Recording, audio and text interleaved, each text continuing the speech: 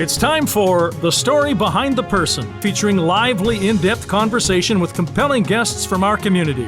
And here is our host, Jonathan Van Bilsen. Hello, I'm Jonathan Van Bilsen, and welcome to this special segment on dog guides. Today I'm going to be speaking with Amanda Chandler, a recipient of a guide dog. The mission of the Lions Foundation of Canada Dog Guides is to empower Canadians with disabilities to navigate their world with confidence and independence by providing dog guides at no cost to them and supporting each pair in their journey together. From guiding their owners through their daily lives to getting help when it's needed, dog guides play a crucial role in the lives of Canadians with disabilities. Please welcome Amanda Chandler. Amanda, welcome to the show. Thank you for having me. Oh, my pleasure, my pleasure.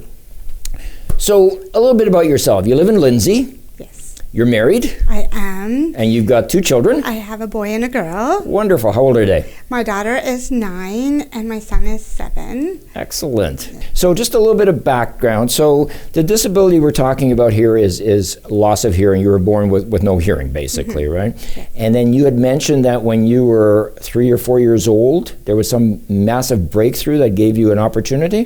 Do you want to expand a little bit on that? Yes. My mom had dropped a pile of pots and pans and had noticed that I didn't react. Mm-hmm. And so she had already had suspicions before, so then she further investigated to find out that I had a hearing loss, and so I got my first hearing aid when I was 4 years old. Okay, and is this a hearing aid that you just put on the outside of your ear? Yes. Okay. Yes. Okay, but you also moved on to an implant, right? Yes, when in about 2006, I got really sick and lost the remainder of my hearing and could no longer hear with the hearing aid. So I had a surgery to get a cochlear implant done. Okay, and that's Cochlear. Cochlear. And so I don't know anything about that. So what exactly is that? It's a surgical procedure? Yes, it's a surgical procedure, and where an electroarray is inserted into the cochlea 1.5 turn to help stimulate the hair cells that are in the cochlea that send the electrical impulses to the brain to allow me to hear. So people that don't have hearing loss, they have the little hairs work and send this pulses. So that must have been amazing. Yes, I heard sounds that I've never heard before. The cochlear implant is awesome. That's amazing. And is that does one last forever, or does it have to be replaced, or? The external part, I get replaced every 4 years or so. Okay. The internal component can fail. Right. And you do have the surgery done again. Right, but not likely. But who knows? Yeah. So, it's obviously very difficult for myself to imagine what it's like not to hear and then suddenly hear. But it must have just been amazing to hear sounds that you probably didn't even know what they were, right? It was a process and a journey. Mm-hmm. It was really distorted. And it sounded terrible when I first got activated with my implant. People's voices sounded like Donald Duck and Minnie Mouse. But eventually, the brain is an amazing tool. Right. And eventually it adapted, and I was able to recognize environmental sounds and then speech sounds. Right. I mean, you were more or less doing what people normally do from birth, except you were doing it a little bit later in life. Yeah. That's unbelievable technology. It's just amazing. It really is. So let's talk about dog guiding. So you have a dog guide. Her name is Winnie. Yes. And you can't actually see this, but Winnie is on the floor here. We'll get some shots and cut her in afterwards. Winnie has got to be one of the cutest dogs I've ever seen, without question. So how long have you had Winnie? So Winnie is my second hearing guide dog. Okay. So I just got Winnie in July. Right. So we are a new team, but I got my first guide dog. Sorry, she's under my feet. I've got my first one in 2008. Okay. So was it difficult to get the guide dog, the first one? Was it a process? No, it wasn't difficult. Okay. I just filled out an application and had to submit some stuff in. And then they came to my home and they did an interview. to find out if I was a suitable candidate for a dog guide. And when you say they, are we talking about the Lions Club? Yes, Okay. the Lions Foundation, the trainers came to the house. Right, because And the Lions Foundation sponsors the whole guide dog yes, program. the Lions right? Foundation, the Guide Dogs of Canada. So, and what was your first dog's name? Her name is Tegan. Tegan? Yeah, That's nice. Yes, she was a chocolate lab. And how old is Winnie? Winnie is 4 years old. She's 4, okay. Yeah. And she's a retriever? She is a yellow lab. Yellow lab. Yeah. I meant that. So, now did you have anything to do with the naming, or did she come with a name? She came with a name. So Winnie, when she was born, somebody said, hey, she would make a good guide dog because she's cute, or whatever the reasons would be, and then she goes to guide dog school? So the Lions Foundation, Dog Guides of Canada, they actually have a breeding facility. Okay. And so she was born a pup, and then she went and lived with a foster family for the first year of her life. Okay. And then she went back to the school in Oakville to learn how to be a dog guide. Okay, in Oakville, is it? Yeah. Okay, interesting. I had a tour a long, long time ago of a facility in Brantford, which I think was run by the CNIB at the time for guide dogs, and I, doing the foster thing, I would not be able to do that. It's you hard. can't They're give it up. wonderful people. Oh yeah, absolutely. It's an amazing giving thing that they do. Why did you decide to get a guide dog? Like, what prompted you to do that? So I had thought about it for a while.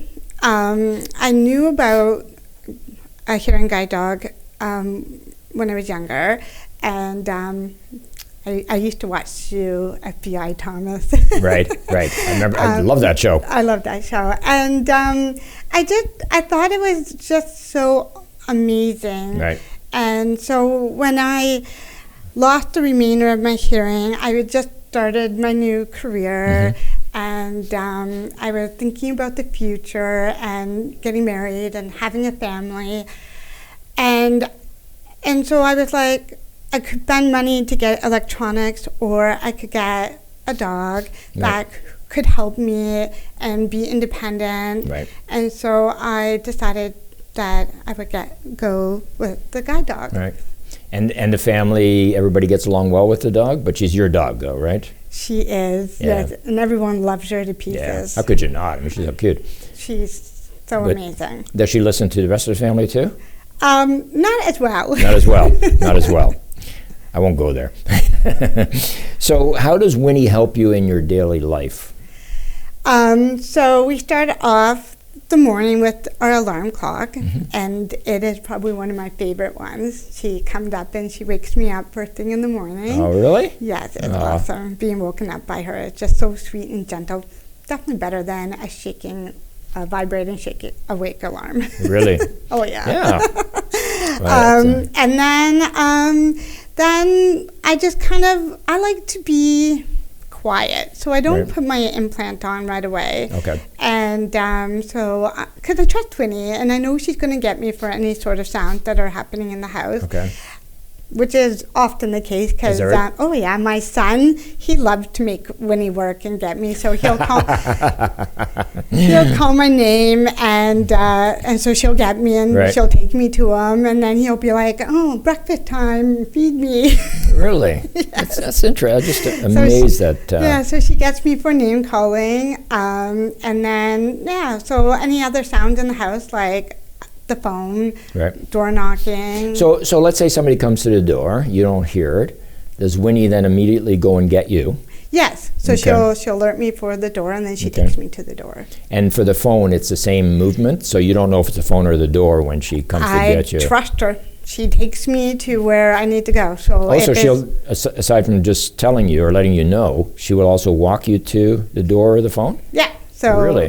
The cordless phone is hard, so you have to make sure. It's in the same place all the time, of course. Yeah, like where's Yeah. the cordless phone? Because she'll take me to the base. Wow. Isn't that So, interesting? Yeah, so I try and always keep the cordless phone by the base, and then she takes me to the base, and then So would they have also, would she be trained for different smells, like if there's a smoke, for example, or something like that? no, she just Really? trained for the fire alarm, so the actual sound. All right, so if the fire alarm goes off, she knows This Yes. is not. This does not mean I'm getting fed. This means we have to move. Yeah, Right. so they do a different sound with that one. So Okay. she jumps on me and then she spins around in a circle really fast. Okay.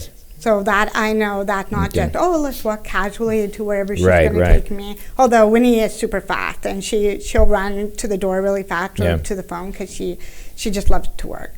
What impact has Winnie had on your entire family, aside from obviously the benefits to you yourself, but overall, has it built your family stronger? Has it made you be able to do more things together? For sure. We just have this incredible trust and bond with Winnie.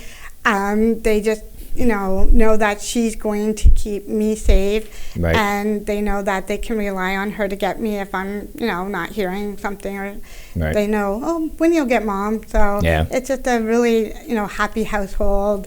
They all just love Winnie and think Yeah. she's just the greatest. And it's very exciting. Just having her work Right. and doing the stuff. We'll play games with Winnie. Hide and seek is one of my kids' favorite games, and so they'll go hide in the house and call my name, and then Winnie looks for them. So it's just, really? just brings us together and Yeah. bond more, and we have lots of fun. I guess and, Winnie doesn't get to hide. no, That she wouldn't work doesn't very get well, that. would it? No, not at all. So the Pet Value Walk for Dog Guides, which is very, very important because it's the largest fundraiser for this area, right? So you're involved in that? Yeah, so the Pet Value Walk for Guide Dogs is super amazing. There is Okay. no government grants given. Right. So the Lion Foundation, Guide Dogs of Canada rely heavily on donors and sponsors in order for them to train and match someone with a disability with a dog guide. So Right. Pet Value, they're just the sponsor, the amazing thing that they do. They arrange for this walk and all the donations come in Right. and then all the proceeds, the donations go straight to the Lion Foundation Right. so that they can ensure more Canadians are able to get another dog guide. Because I'd heard that the cost from the date a puppy is born until it actually matches with a donor is in around $20,000 to $25,000. 35,000. Is it 35? Wow. 35, yeah. So the process, how do they match you up with the dog? They just bring the dog, or do you have a choice? Is there a fit? Yeah, so the trainers work with the dogs and they get to know the dogs and their personalities. And then when I'm filling out the application, Right. I talk about my lifestyle and things that I enjoy doing. And so then when they come and interview you, they also get a sense of your personality. Right. And they're just so really amazing at matching people with Really? their dogs. Yeah. I mean, I've been so fortunate. Right. Winnie is my second one. My first one, Tegan, was just awesome. She Yeah.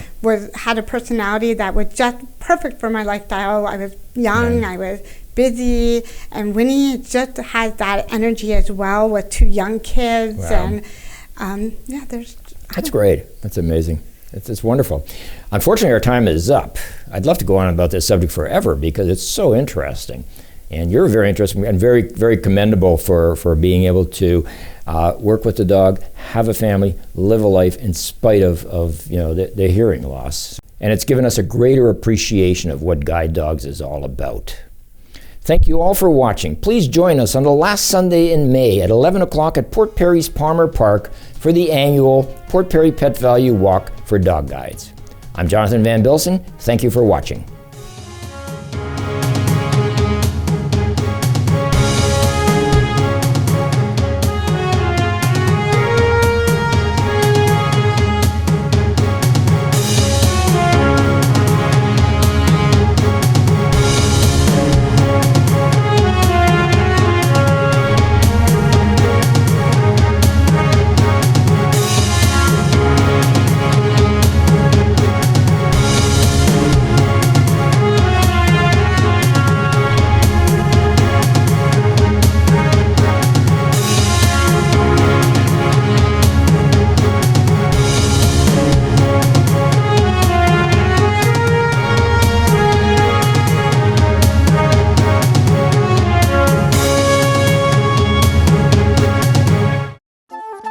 Pet Value has a fleet of services to help you and your pet live their very best lives. Visit Pet Value Port Perry for all of your pet's needs. Pet Value, your pet, your store. At Voss, your independent grocer, it's all about hometown living and shopping. Owned and operated by Port Perry's own Terry and Christine Voss, the independent grocer carries many local items to support our town and its residents.